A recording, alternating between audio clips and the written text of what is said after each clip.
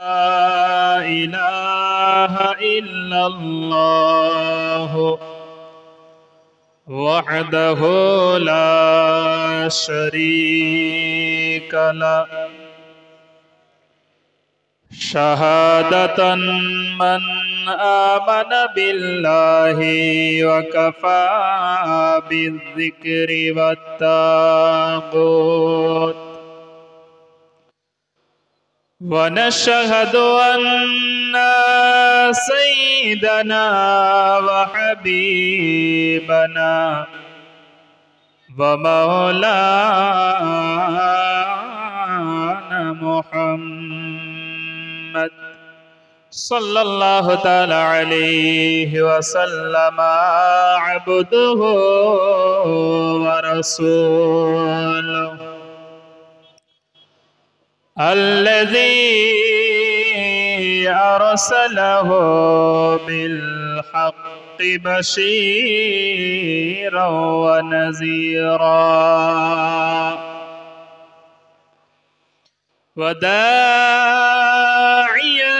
إلى الله بإذنه وسراجا منيرا وقال الله تعالى في كلامه المجيد والفرقانه الحميد أعوذ بالله من الشيطان الرجيم بسم الله الرحمن الرحيم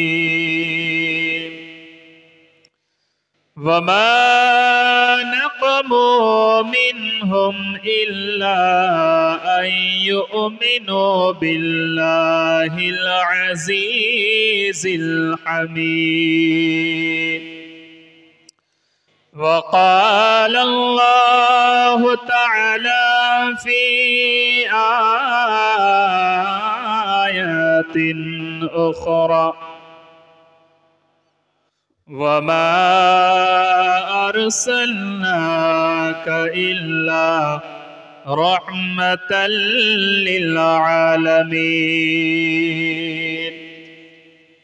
وعن عثمان رضي الله تعالى عنه قال قال رسول الله صلى الله تعالى عليه وسلم خيركم من تعلم القرآن وعلمه وقال الله تعالى في شان حبيبه الكريم إن الله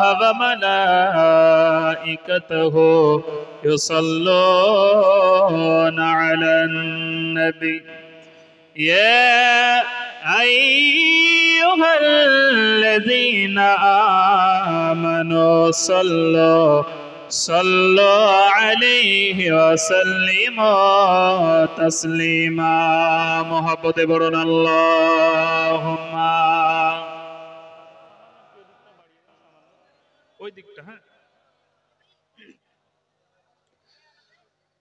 وعلى آل سيدنا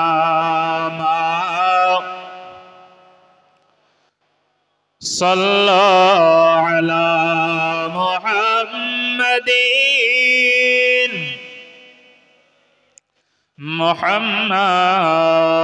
हर दम ज़ुबान से निकाला मोहम्मद हर दम ज़ुबान से निकाला शाफी मोहम्मद सल्लल्लाहु ताला अलैहि वसल्लम হয়নি হবে না হতে পারে না আমার নবীর সাথে কারো তুলনা মুহাব্বতে বলুন সুবহানাল্লাহ হয়নি হবে না হতে পারে না আমার নবীর সাথে কারো তুলনা। আরে তুলনা তো দূরের কথা, ছায়াও মিলে না, হয়নি হবে না, হতে পারে না, আমার নবীর সাথে কারো তুলনা।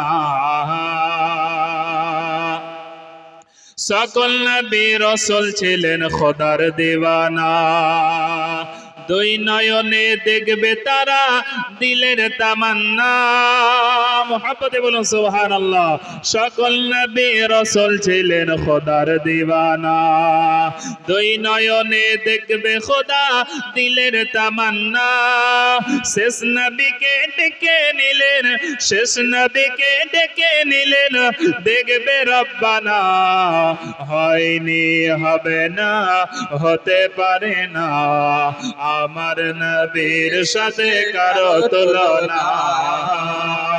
আরে তুলনা তো দূরের কথা, ছায়াও মিলে না, হয়নি হবে না, হতে পারে না, আমার নবীর সাথে কারো তুলনা। মহব্বতে বলুন সুবহানাল্লাহ। একটু হাত তুলিয়ে বলুন সুবহানাল্লাহ। ইয়া রাসূলুল্লাহ, ইয়া রাসূলুল্লাহ। হয়নি হবে না, হতে পারে না, আমার নবীর সাথে কারো তুলনা। হযরত ইউসুফকে দেখে যারা আঙ্গুল কেটেছে, তারা কি মোর নবীর রূপ দেখেছে? হযরত ইউসুফকে দেখে যারা আঙ্গুল কেটেছে, তারা কি মোর নবীর রূপ দেখেছে? দেখতো যদি কেটে দিত, দেখতো যদি কেটে দিত নিজের কলিজা খানা, হয়নি হবে না, হতে পারে না, আমার নবীর সাথে কারো তুলনা। আরে তুলনা তো দূরের কথা, ছায়াও মিলে না, হয়নি হবে না, হতে পারে না, আমার নবীর সাথে কারো তুলনা। আল্লাহুম্মা সাল্লি আলা সাইয়্যিদিনা মাওলানা মুহাম্মদ ওয়া আলা আলি সাইয়্যিদিনা মুহাম্মদ সাল্লাল্লাহু আলা মুহাম্মাদিন সাল্লাল্লাহু মুহাম্মদ হরদম ज़बान से निकालो पाक नबी मोहम्मद हरदम ज़बान से निकालो शफियाना Muhammad sallallahu ta'ala alayhi wa sallam. I am honored to be stand in front respectable ulama kiram, then dearest and dearest and loving all Islamic brothers and sisters. Assalamu alaikum wa rahmatullahi wa barakatuhu. In the name of Allah, the most gracious, the most merciful. Allah is the master of all. Muhammad sallallahu alaihi wasallam, the messenger of Allah. There is no doubt in the Holy Quran. Alhamdulillah, যাবতীয় প্রশংসা মহান আল্লাহ পাকের জন্য, যিনি আজকে আমাদেরকে পবিত্র জলসা মাহফিলে অংশগ্রহণ করা তৌফিক এনায়েত করেছেন। তাই আমি লম্বা ভূমিকা না টেনে আল্লাহ পাকের শুকরিয়া আদায় করে রসুলের প্রতি সালাম রেখেই এগিয়ে যাব। তাই একবার সকলে আল্লাহ পাকের শুকরিয়া আদায়ার্থে একবার বলি আলহামদুলিল্লাহ। আপনার নবী তথা সারা বিশ্বের নবী, যিনি বিশ্ব মানবতার মুক্তির দূত, যিনি সকল নবী ও রসুলের মাথার মুকুট, যে নবীকে আমার আল্লাহ রব্বুল আলামিন সৃজন না করিলে, সৃষ্টি না করিলে तमाम জগৎকেই তৈরি করতেন না, সেই রসুলের প্রতি শত সহস্র বৃষ্টির ধারা বর্ষিত হোক, অর্পিত হোক। আরো একটিবার আমরা সকলে বলি আল্লাহুম্মা আমিন। আলহামদুলিল্লাহ, আজকে আমরা এমনই একটা জায়গায় এসে উপস্থিত হয়েছি, যে জায়গা সম্পর্কে নবী আমার তিনি জানালেন, যেই ব্যক্তি বাড়ি থেকে ইসলামের জ্ঞান অর্জন করার জন্য বের হলো, যেই ব্যক্তি মান খরাজা ফি তলাবিল ইলমি ফাহুয়া ফি সাবিলিল্লাহ হাত্তা ইয়ারজি। রাসূল করিম সাল্লাল্লাহু তাআলা আলাইহি ওয়াসাল্লাম তিনি বর্ণনা করেন, যেই ব্যক্তি বাড়ি থেকে ইসলামের জ্ঞান, ইসলামের শিক্ষা অর্জনের জন্য বের হলো, সেই ব্যক্তি আল্লাহর রাস্তায় অর্থাৎ ফি সাবিলিল্লাহতে বের হলো। বলেন সুবহানাল্লাহ। নবী আমার বলেন যে ওই ব্যক্তি যতক্ষণ বাড়ি ফিরে না আসবে, যদি ব্যতিক্রম তার সেই জায়গাতে ইন্তেকাল হয়ে যায়, মৃত্যুবরণ হয়ে যায়, সেই ব্যক্তিকে আমার আল্লাহ শহীদের দরজা দান করবে। বলেন সুবহানাল্লাহ। তাহলে এমন একটি জায়গায় আমরা এসেছি যে জায়গাটার কত সম্মান সেটা আমরা জানতে পারলাম। যদি আমাদের নিয়াত থাকে ইসলামের জ্ঞান অর্জন করে কোরআন ভিত্তিক নিজের জীবনটা গঠন করব, এই আশা এই নিয়াত যদি থাকে, ইনশাআল্লাহুল আজিজ আমরা সাকসেসফুল হব। তো আমি যে আয়াতে মুবারাকা যেই কোরআন ও করিম থেকে তেলাওয়াত করেছি এবং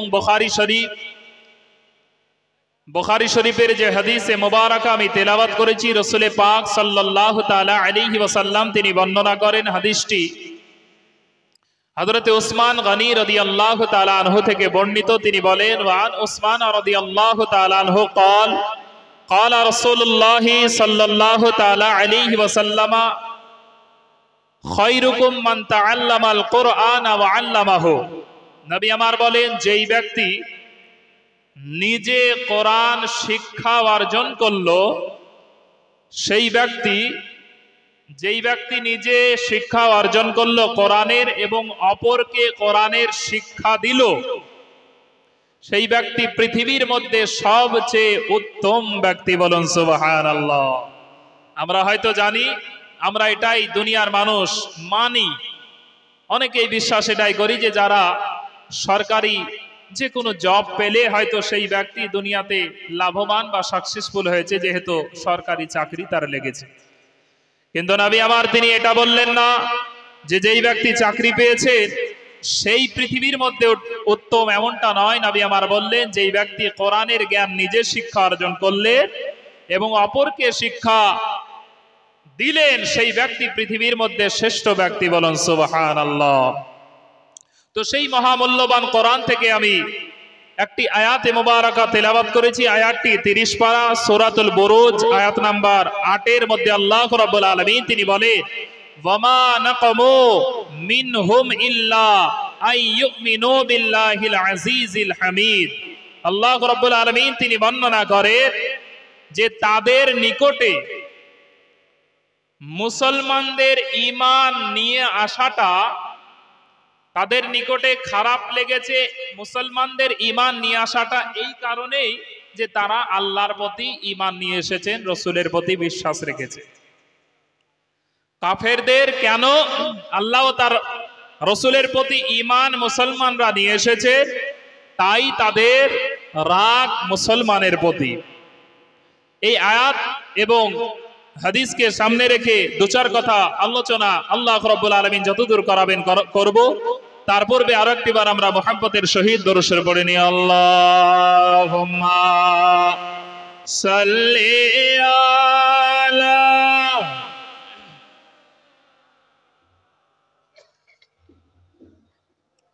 ওয়া আলা আলি সাইয়্যিদিনা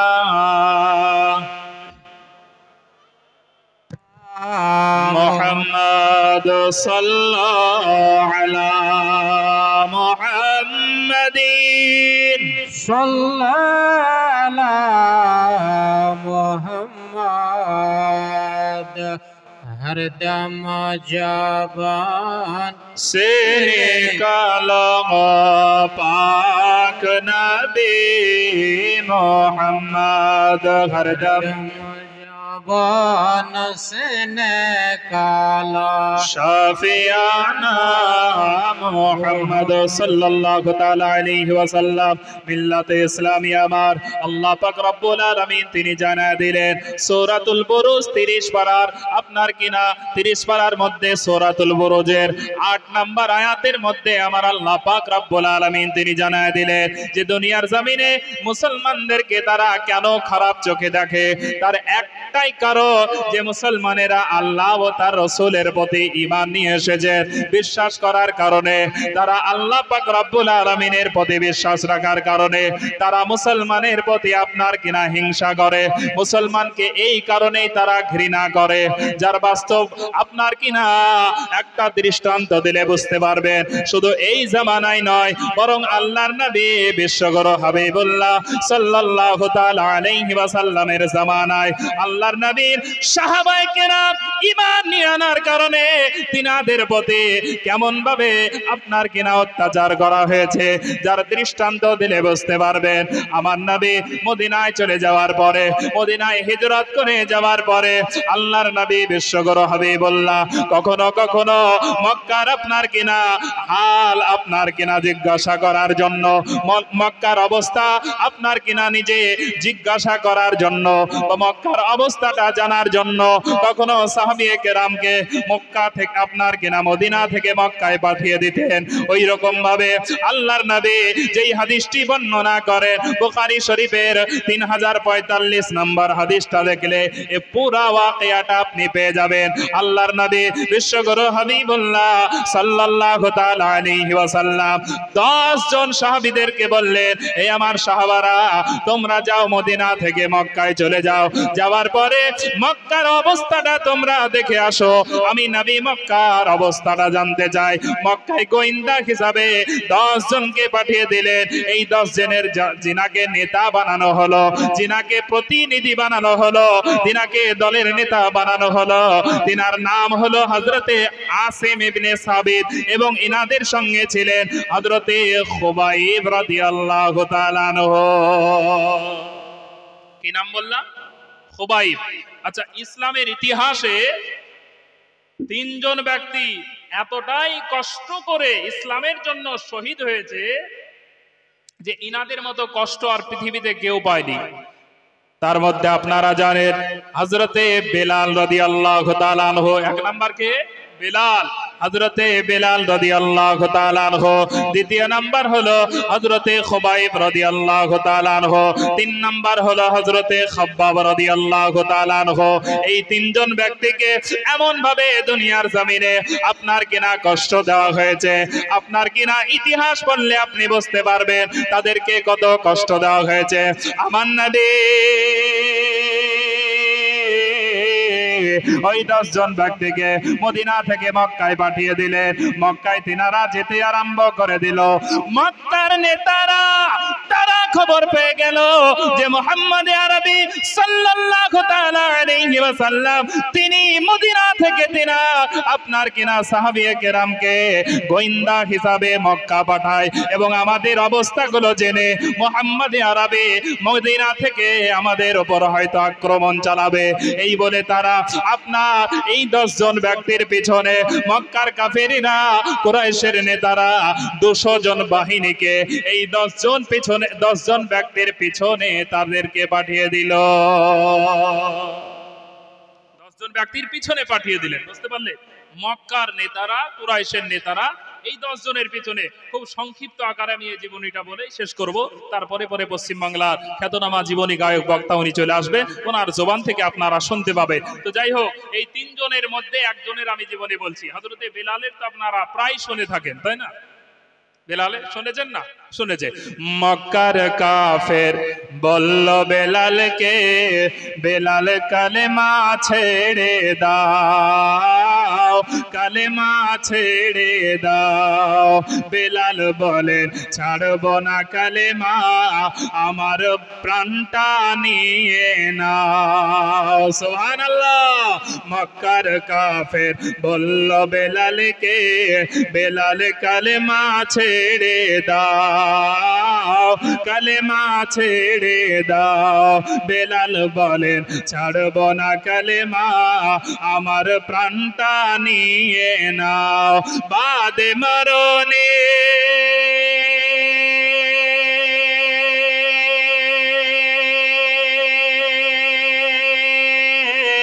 বাদে মরণে পড়বে কালেমা, বাদে মরণে পড়বে কালেমা, রক্তের একে একে ধারা আমার জীবনে এলো ভীষণ তুফানের ধারা। ও আমিনার প্যারা মদিনার নাজারা পার করো গো, পার করো গো প্রিয় নবীজি ও আমিনার প্যারা আমার জীবনে এলো ভীষণ তুফানের ধারা। ও আমিনার প্যারা মদিনার নাজারা। আল্লাহুম্মা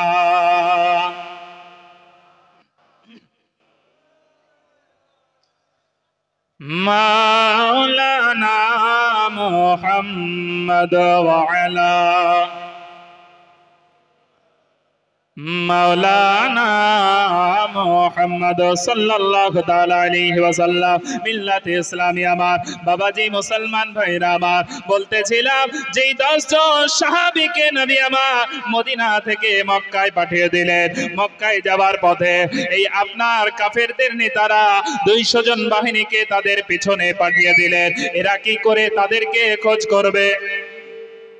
যেসব ভাইদের প্যান্ডেলের দায়িত্ব দেওয়া হয়েছে, যেসব ভাইদের প্যান্ডেলে দায়িত্ব দেওয়া হয়েছে, আপনারা একটু প্যান্ডেলে আসুন, মা বোনদের মধ্যে চটগুলো বিছিয়ে দেন।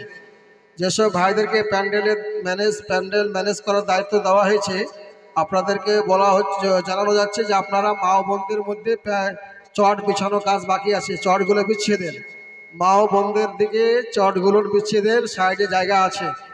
যেসব ভাইদেরকে প্যান্ডেল ম্যানেজমেন্টের দায়িত্ব দেওয়া হয়েছে, আপনাদেরকে অনুরোধ করে বলা হচ্ছে যে আপনারা আসুন, প্যান্ডেলে এসে মা ও বোনদের দিকে চটগুলো বিছিয়ে দেন।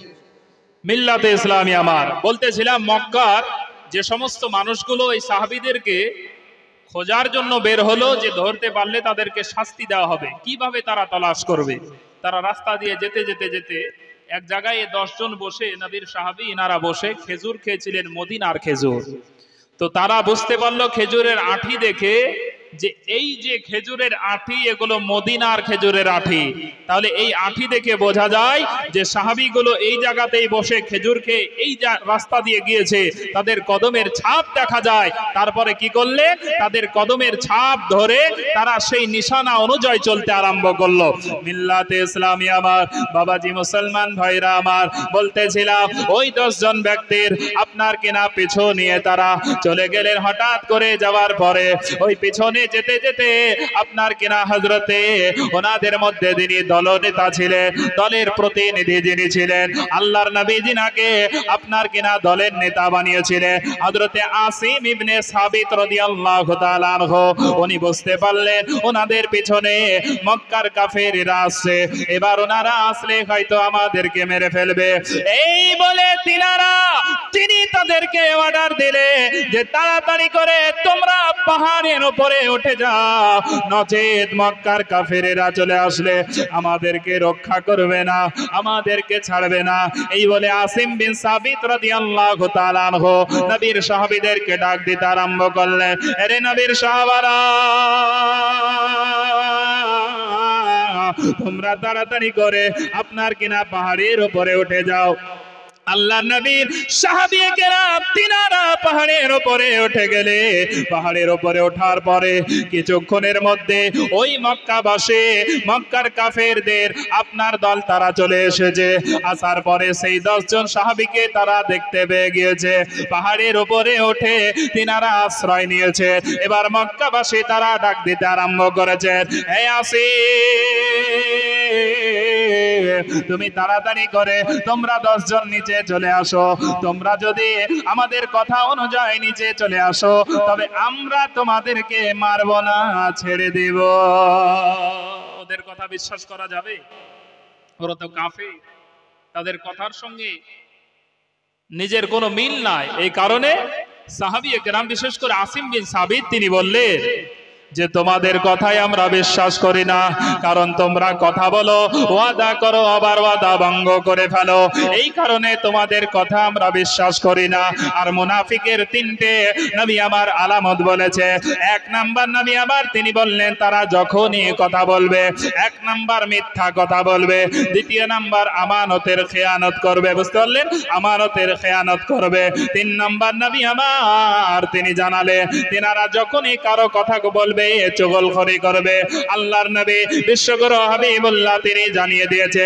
তাই আসিম ইবনে সাবিত রাদিয়াল্লাহু তাআলা আনহু তিনি নিচে নামতে অস্বীকার করে দিলে এবার মক্কার কাফেরদের দলেরা এরা অর্ডার করে দিল আল্লাহর নবীর যে সাহাবাগুলো পাহাড়ের উপরে আশ্রয় নিয়েছে ওনাদের সবাইকে আপনার কিনা তীর নিক্ষেপ করতে আরম্ভ করো। আর তীর নিক্ষেপ করতে করতে পাহাড়ের উপরে 10 জন সাহাবী ছিলেন। এই 10 জনের মধ্যে ওই জায়গাতে 7 জন শহীদ হয়ে গেলেন।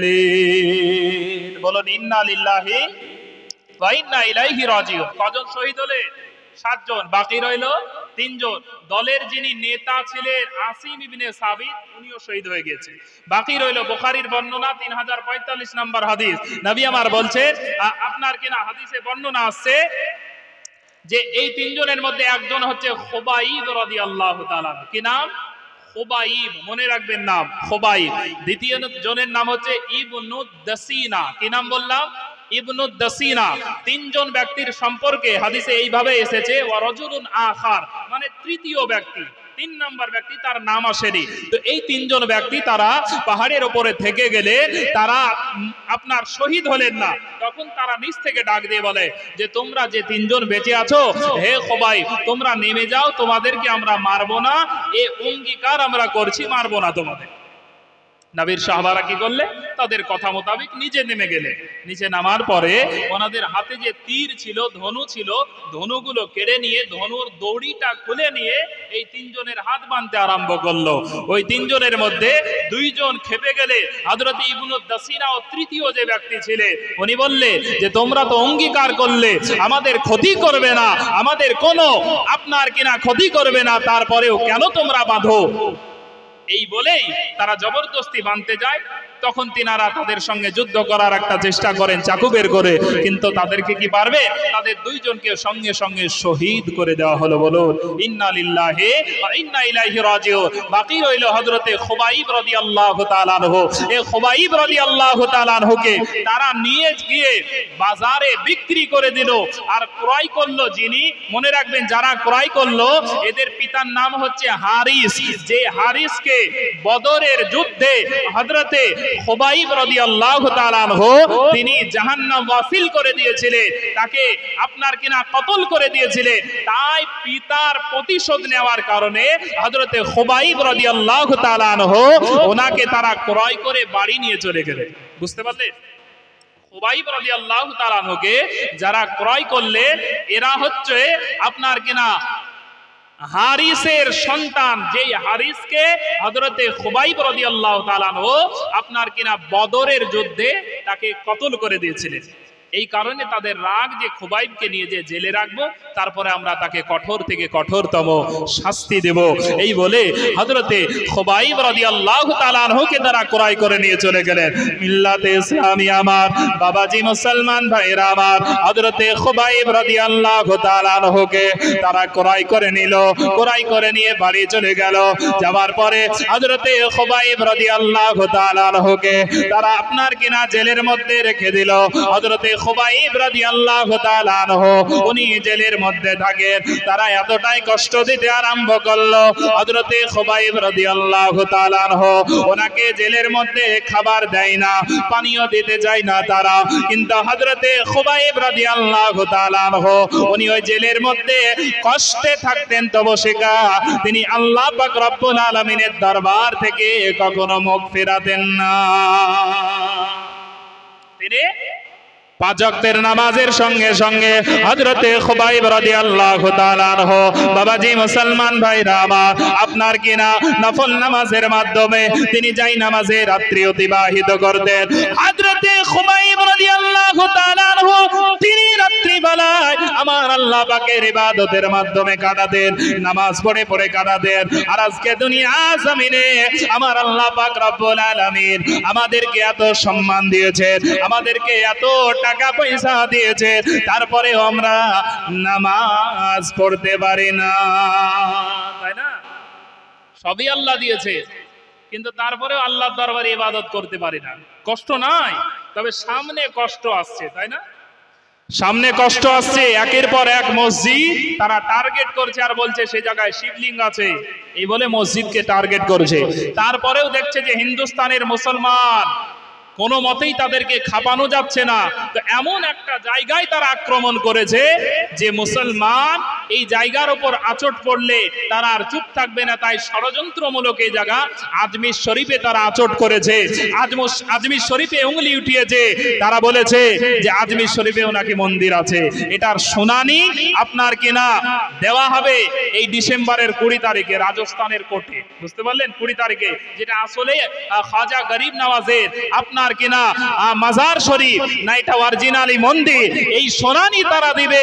বলো খাজা গরিব নওয়াজ রাদিয়াল্লাহু তাআলা আনহু এই ভারতের সরজমিনে যেই সময় তিনি এসেছিলেন, খাজা গরিব নওয়াজ এই ভারতে মুসলমানের নামগন্ধ ছিল না, কিন্তু উনি আসার পরে আল্লাহ পাক রব্বুল আলামিন যেই নবীর মাধ্যমে তিনাকে পাঠিয়েছিলেন, এই খাজা গরিব নওয়াজের কারামত দেখে একই সময় একটা দুটো নয় বরং 90 লক্ষ মুসলমান হয়েছিলেন। বলুন সুবহানাল্লাহ। কারামতের দিকে গেলে ওই জীবনটা আর শোনা যাবে না। এমনও কারামত তিনি ঘটিয়েছিলেন যে খাজা গরিব নওয়াজ তিনি যেই জায়গায় যে বসেছিলেন, যে গির্জাতে, ওই জায়গায় বসার কারণে গির্জার যিনি পণ্ডিত ছিলেন ওনাকে বলেছিলেন, হে মুসলমানের ফকির, তুমি আমাদের এই জায়গাটা নাপাক করে দিলে, হে ফকির তুমি তাড়াতাড়ি বেরিয়ে যাও, বেরিয়ে চলে যাবেন। এমন তো সময় বলে, হে ফকির শোনো, নাপাক করে দিয়েছো, ধৌত করে যাবে না। খাজা গরিব নওয়াজকে কথা বলে, খাজা গরিব নওয়াজ রাদিয়াল্লাহু তাআলা আনহু তিনি তখন রাগান্বিত হয়ে বললেন যে হে মন্দিরের মূর্তি শোনো, তুমি তাড়াতাড়ি করে আনা সাগর থেকে পানি নিয়ে এসে এই মন্দিরটাকে ধৌত করে দাও।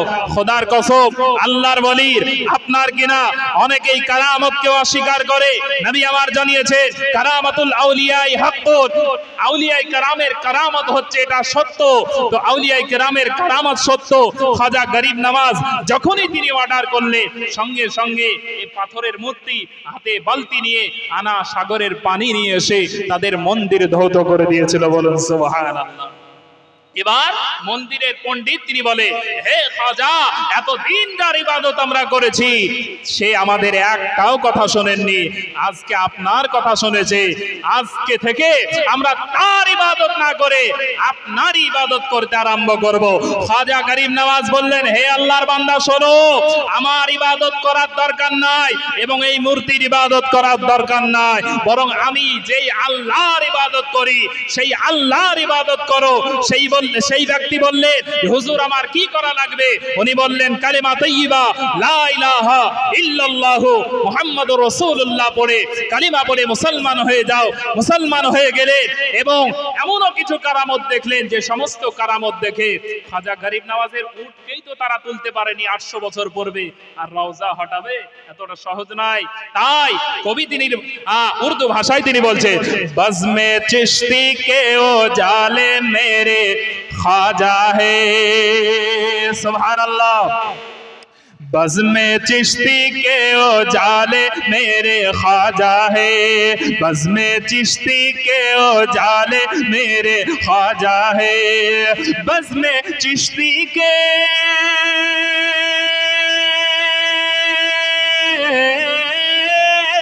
बज़्म-ए चिश्ती के ओ जाले मेरे ख्वाजा है, देखो कितने भोले भाले मेरे ख्वाजा है, सुभान अल्लाह।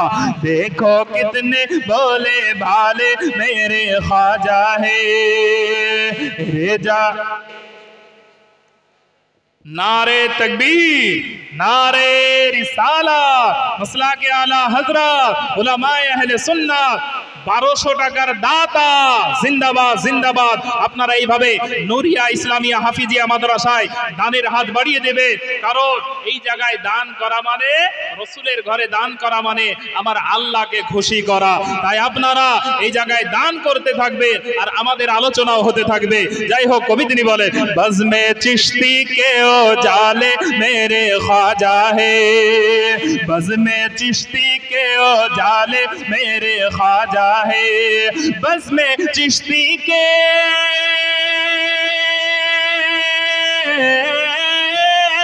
बज़्मे चिश्ती के ओ जाले मेरे ख्वाजा है, देखो कितने भोले भाले मेरे ख्वाजा है, देखो कितने भोले भाले मेरे ख्वाजा है, रेजा रेजा ये हिंदुस्तान हो जाता, মানে চূর্ণ বিচূর্ণ হয়ে যেত হিন্দুস্তান। খাজা গরিব নওয়াজ না আসলে মুসলমান আমরা হতে পারতাম? जिनाके नबीजी पाठिয়েছেন তাই তো আতায়ে রাসূল বলা হয় তেনাকে। কবিতায় বলে, रेजा रेजा ये हिंदुस्तान हो जाता, रेजा रेजा रेजा रेजा ये हिंदुस्तान हो जाता, पूरे भारत को संभाले मेरे ख्वाजा है, सुभान अल्लाह, पूरे भारत को संभाले मेरे ख्वाजा है, बज़्मे चिश्ती के ओ जाले मेरे ख्वाजा है, बज़्मे चिश्ती के बज़्मे चिश्ती के ओ जाले मेरे ख्वाजा है, देखो कितने भोले भाले मेरे ख्वाजा है, कि एक प्याले में आना सगर समेट लिया, सुभान अल्लाह। এই কারামত আপনারা জানেন, একটা পিয়ালাতে হযরতে খাজা গরিব নওয়াজ তিনি পুরো আনা সাগরের পানিটা উঠিয়ে নিয়েছিলেন, বলুন সুবহানাল্লাহ। তাই কবি তিনি বলে, एक प्याले में आना सगर समेट लिया, एक प्याले में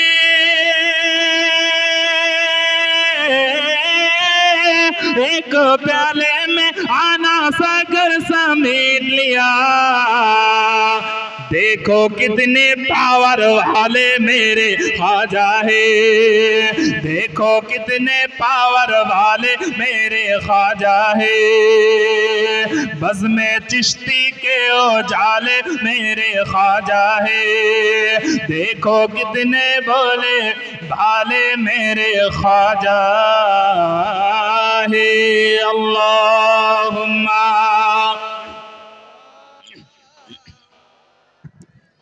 मौलाना मुहम्मद व अला आले सय्यिदिना मौलाना মুহাম্মদ সাল্লাল্লাহু তাআলা আলাইহি ওয়াসাল্লাম।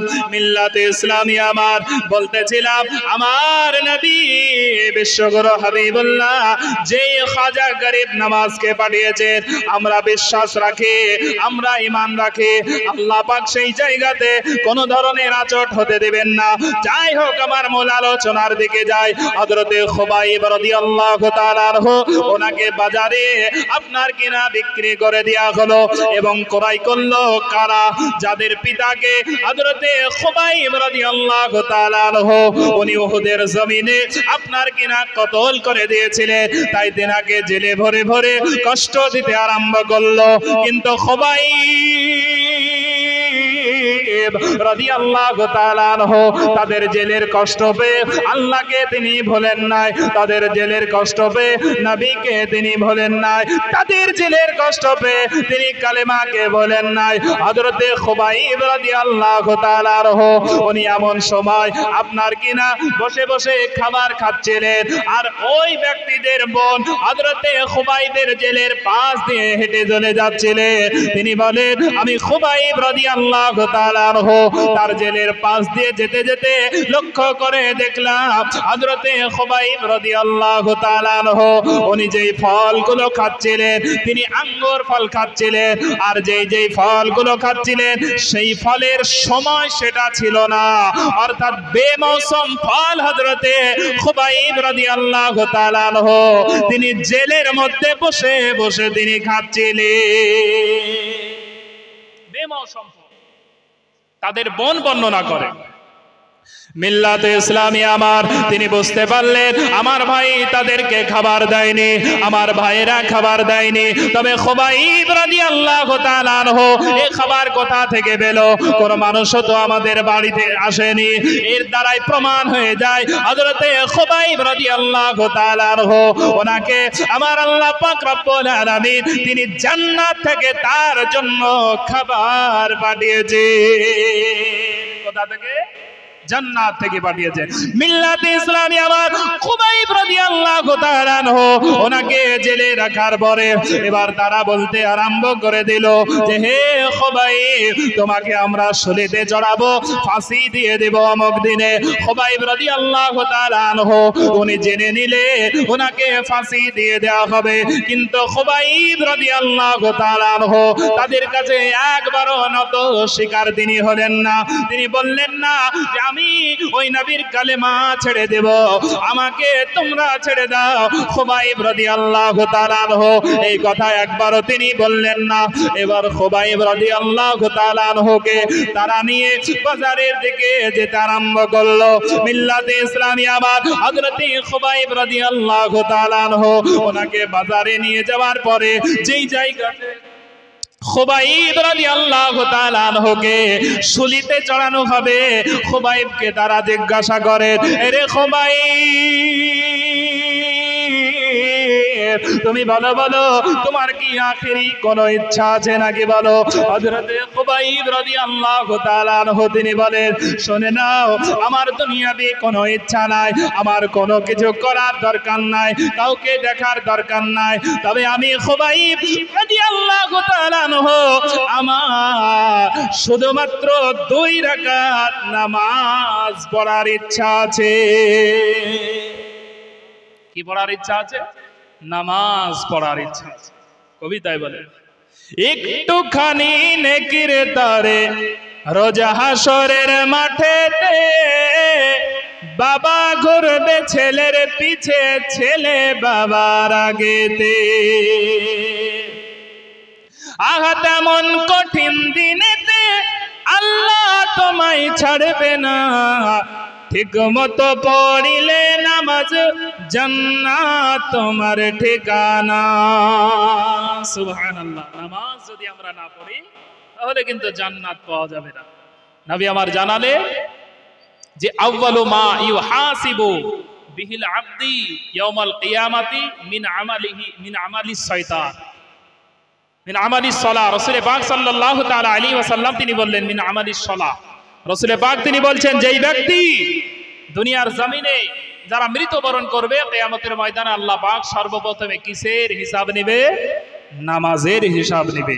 তাই খুবাইব রাদিয়াল্লাহু তাআলা আনহু তিনি দুনিয়ার জমিনে আপনার কিনা ইন্তেকালের মুহূর্তে হযরতে খুবাইব রাদিয়াল্লাহু তাআলা আনহু তিনি কি বললে যে আমি 2 রাকাত নামাজ আদায় করতে চাই। যে নামাজ সম্পর্কে মহান আল্লাহ রাব্বুল আলামিন তিনি জানালেন ইন্নাস সালাতা তানহা আনিল ফাহশাই ওয়াল মুনকার ওয়ালা যিকরুল্লাহি আকবার। নামাজ এমন একটি ইবাদত, এমন একটি আমল যে নামাজ আদায় করলে আল্লাহ পাক দুনিয়াবি সমস্ত খারাপ কাজ থেকে নামাজের মাধ্যমেই তাকে বাঁচিয়ে নেবে। বলুন সুবহানাল্লাহ।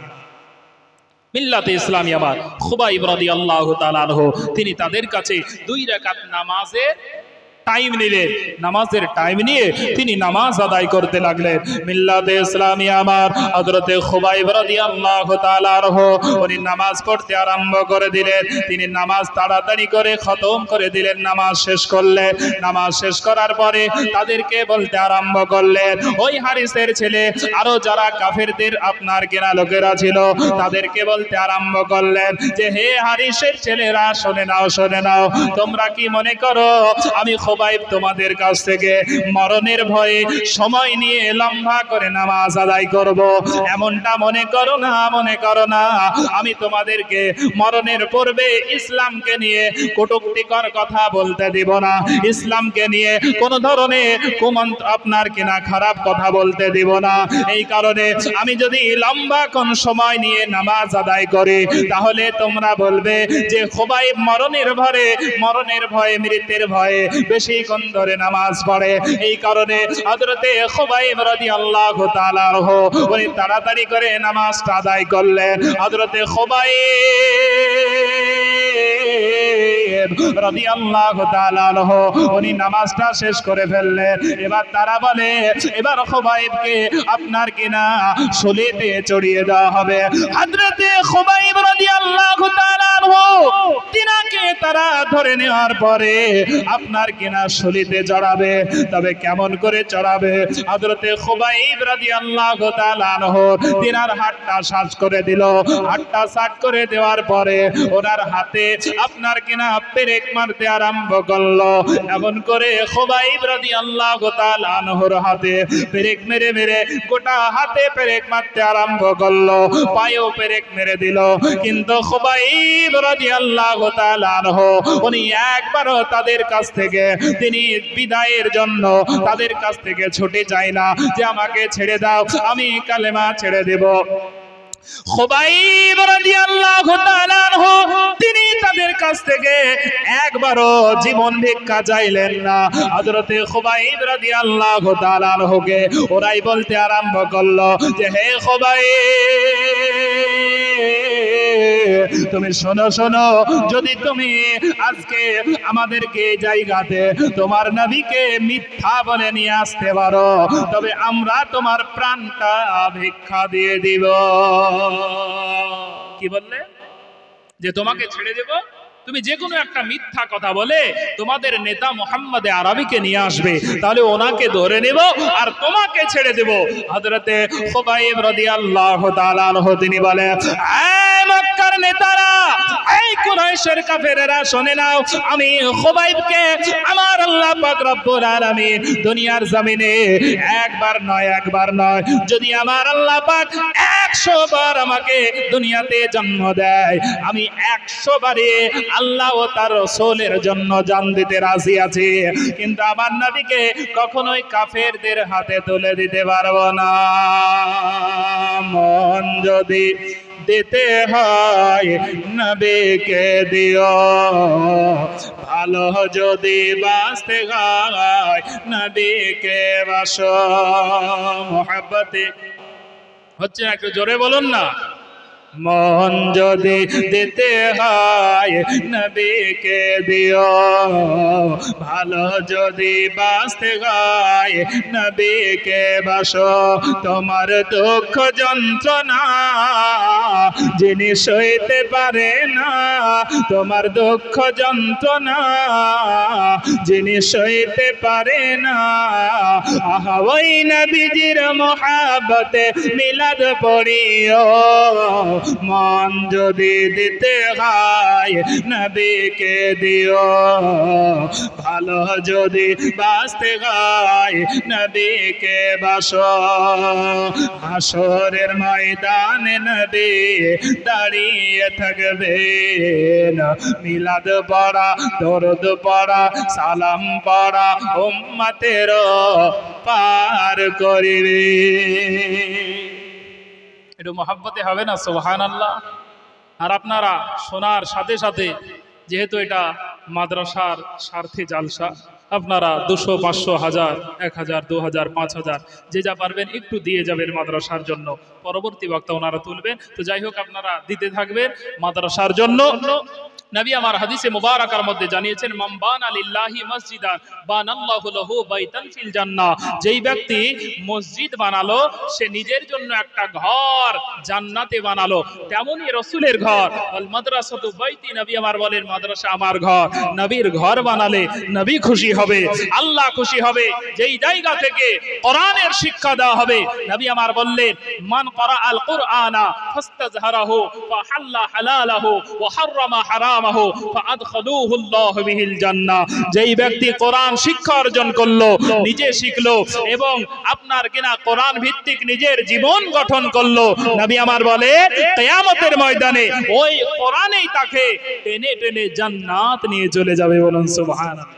কোরআনে জান্নাত নিয়ে যাবে। ওয়াশফাহু মিন আহলি বাইতিহি কদ উজিবাত লাহুন নার, এবং তার পরিবারের 10 জন ব্যক্তি যাদের জন্য জাহান্নাম ওয়াজিব করে দেওয়া হয়েছিল, আমার আল্লাহ সেই ব্যক্তিকে কোরআন পড়া হাফেজ বা মাওলানাকে পাওয়ার দিবেন। বলবে হে আলেম, হে দ্বীনি আলেম, যিনি কোরআন ভিত্তিক জীবন গঠন করেছে, হালাল হারাম বেছে চলেছে, নবী আমার বললেন ওই ব্যক্তিকে পরিবারের 10 জন ব্যক্তিকে বের করে জান্নাত নিয়ে যাওয়ার সুযোগ দিবেন। বলুন সুবহানাল্লাহ। কজনকে? জান্নাত 10 জন ব্যক্তিকে। তাই সেই জান্নাত নিয়ে যাওয়ার কারিগরের কারিগর এটা সেই আলেম হওয়ার এই জায়গা কারখানা, এই জায়গাতে আপনারা দান করলে আল্লাহর দরবারে এটা আপনার কিনা লেখা থাকবে। তো যাই হোক, কবি তিনি বললেন হাসরের ময়দানে নবী দাঁড়িয়ে থাকবেন, দরুদ পড়া, মিলাদ পড়া, কোরআন পড়া উম্মতের পার করিবে। আগা উম্মতি দরদি নবী, উম্মতি দরদি নবীর নামে মিলাদ পড়িও, মন যদি দিতে হয় নবীকে দিও, ভালো যদি বাঁচতে হয় নবীকে বাসো, তোমার দুঃখ যন্ত্রণা। নারে তাকবীর, নারে রিসালাত, ইয়া রাসূলুল্লাহ, নারে রিসালাত, মাসলাকে আলা হযরত জিন্দাবাদ, উলামায়ে আহলে সুন্নাহ জিন্দাবাদ, জীবনী গায়ক হযরত আল্লামা হেলালউদ্দিন রিজভী সাহেব জিন্দাবাদ। জীবনী গায়ক চলে এসেছে, উনি এবার মাইক ধরবে। যেনারা এখনো এসে উপস্থিত হননি আপনারা সকলেই চলে আসুন।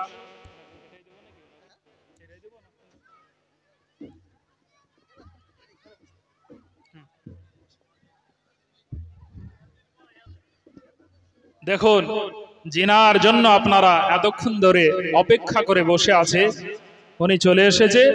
হযরত মাওলানা হেলালউদ্দিন রিজভী সাহেব পশ্চিম বাংলার সব জায়গাতেই তেনার ভক্ত মানুষ আছে, তিনি এসে গিয়েছেন। আর ওনার মূল্যবান সময় আমি নষ্ট করব না, বাস এটা বলেই এই ওয়াকিটা শেষ করে দেব 5 মিনিটের মধ্যেই, বাস ওনার হাতে দিয়ে দেব। তার পূর্বে আমরা একবার মহব্বতে দরুদ পড়ে নিই। আল্লাহুম্মা সাইয়্যিদানা মাওলানা ওয়া আলা আলি সাইয়্যিদিনা মুহাম্মদ সাল্লাল্লাহু আলা মুহাম্মাদিন সাল্লাল্লাহু মুহাম্মদ हरदम ज़बां से निकालो पाक नबी मोहम्मद, हरदम ज़बां से निकालो शाफियाना মুহাম্মদ সাল্লাল্লাহু তাআলা আলাইহি ওয়াসাল্লাম। তাহলে ওনার কথা বলতে খুবাইবে অনেক সময় লাগবে। সে জায়গায় শুলিতে চড়িয়ে আরো সাহাবীরা যে সেই জায়গা থেকে তিনাকে নিয়ে আসবে, তো ডাইরেক্ট কাফেররা তিনাকে ঘেরাও করে চতুর্দিক থেকে ঘিরে নেবে রাত্রিতে, যে নিয়ে যাচ্ছে হয়তো পায়ের চিহ্ন দেখে, কিন্তু আল্লাহর অর্ডারে খুবাইবকে আল্লাহ পাক রব্বুল আলামিন জমিনে দুই দিককার মাটি আলাদা হয়ে ওনাকে জমিনে আল্লাহ তরফ থেকে ঢেকে নিয়েছিল। বলুন সুবহানাল্লাহ। আমি সেদিকে আর যাবো না, ইনশাআল্লাহুল আজিজ আগামী কোনো দিন আসলে সেই দিকে আলোচনা করব। আমি একটা গজল পড়ে হুজুরের হাতে আমি ছেড়ে দিচ্ছি, সকলে একটু আমার সঙ্গে পড়বে। আমার মনে জল্পনা কল্পনা যাব আমি সোনার মদিনা। সুবহানাল্লাহ, সকলেই বলবে যাব আমি সোনার মদিনা। একসাথে একটু বলবে আমার মনে জল্পনা কল্পনা, বলুন না একটু, যাব আমরা সোনার মদিনা। সকলে বলো আমার মনে জল্পনা কল্পনা নবী যাব আমরা। হচ্ছে না, হচ্ছে না, একটু মহব্বতে জোরে বলুন না। আমার মনে জল্পনা কল্পনা নবী যাব আমরা সোনার, বলো যাব আমি একটু মহাব্বতে জোরে বলুন না, বলো যাব আমি, বলো যাব আমি সোনার মদিনা, না না গো যাব আমি সোনার মদিনা। আমার মনে জল্পনা কল্পনা নবী, যাব আমি সোনার মদিনা। বলো যাব আমি সোনার মদিনা, বলো যাব আমি সোনার মদিনা, না না গো যাব আমি। ও নবী মনটাই আমার অনেক খুশি, নবীজিকে ভালোবাসি, মনটাই আমার অনেক খুশি, নবীজিকে ভালোবাসি। ভালোবেসে তৃপ্তি মিটে না, বলো ভালোবেসে তৃপ্তি মিটে না, না না গো যাব আমি সোনার মদিনা। আমার মনে জল্পনা কল্পনা নবী, যাব আমি সোনার মদিনা। বলো যাব আমি সোনার মদিনা, বলো যাব আমি সোনার মদিনা, না না গো যাব আমি সোনার মদিনা। যাই হোক, আমি আল্লাহ রাব্বুল আলামিনের মহামূল্যবান কিতাব অটুট বিধান কালামুল্লাহ শরীফ থেকে যে আয়াতটি তেলাওয়াত করেছি, আল্লাহ রাব্বুল আলামিন তিনি জানাচ্ছে যে তাদের নিকট এটাই তাদের রাগ যে মুসলমানরা ঈমান নিয়ে এসেছে, ঈমান নিয়ে আনার কারণে তাদের রাগ। তো যাই হোক, এই আয়াতকে এবং হাদিসের অংশকে রেখে দু চার কথা আলোচনা করেছি। বলা ভাষার মাধ্যমে যদি হয়ে থাকে ভুল ত্রুটি, আল্লাহ পাক আমাদের সকলকে ক্ষমা করুক। সকলে বলুন আল্লাহ।